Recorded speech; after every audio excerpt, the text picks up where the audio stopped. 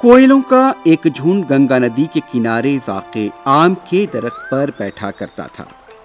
مزیدار آم کھا کر کوئل خوبصورت آواز میں گایا کرتے تھے۔ کوئلوں کی آواز سے پورا جنگل جھوم اٹھتا تھا۔ ہرے بھرے جنگل میں کوئل کی خوبصورت آواز ہر کسی کو خوشی محسوس کرنے دیتی تھی۔ کوئل کے گانے سے وہاں رہنے والے جانور کافی خوش تھے۔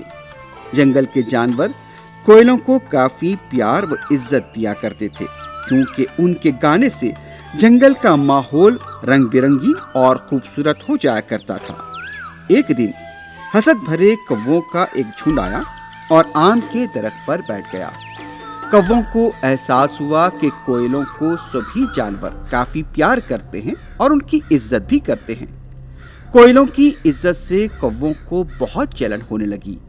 دن بدن کووں کی جلن میں اضافہ ہوتا گیا اور انہوں نے طے کیا کہ کسی بھی طرح سے ان کوئلوں کو جھنڈ کو یہاں سے بھگایا جائے۔ اب ان کی سازش تو دیکھیے کہ کس طرح سے انہوں نے کوئلوں کے خلاف ایک سازش کو انجام دینے کا منصوبہ بنایا اور درخت پر بیٹھ کر اس سلسلے میں پوری حکمت عملی کو تیار کیا۔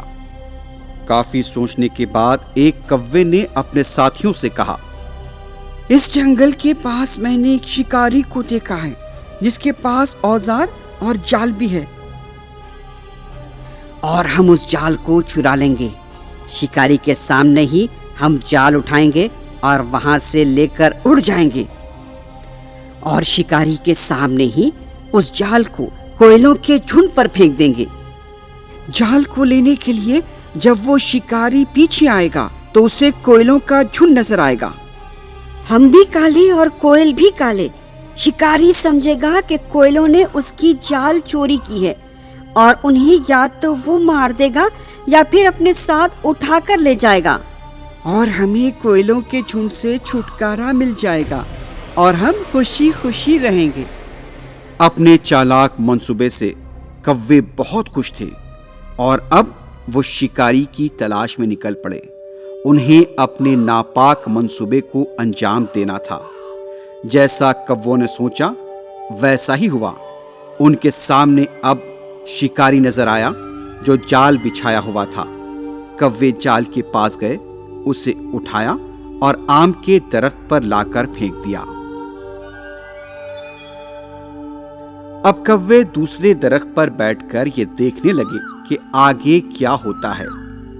دوسری طرف کوئلوں کا جھنڈ پانی پینے کے لیے ندی کے پاس گیا۔ ادھر شکاری جال ڈھونڈتے ڈھونڈتے آم کے درخت کے پاس پہنچ گیا۔ ایک طرف وہ جال کو دیکھتا تو دوسری طرف کووں کی طرف۔ کوے شکاری کو دیکھ کر ڈر گئے۔ شکاری کووں پر بہت برہم ہو گیا اور کہنے لگا، کووں نے مجھے بہت پریشان کر رکھا ہے، آج کسی کو نہیں چھوڑوں گا۔ شکاری نے کووں پر پتھر برسانے شروع کر دیے۔ پورے کوے شکاری کے ہاتھوں مارے گئے۔ جلن کی وجہ سے کووں کی جان چلی گئی۔ دوسروں کے لیے گڑھے کھودنے کا انجام برا ہوتا ہے اور وہ خود اپنے کھودے گڑھے میں گر جاتے ہیں۔ Hi kids! Hope you like the video. Subscribe for more videos. Visit us in Facebook and Twitter. Thank you. Bye bye.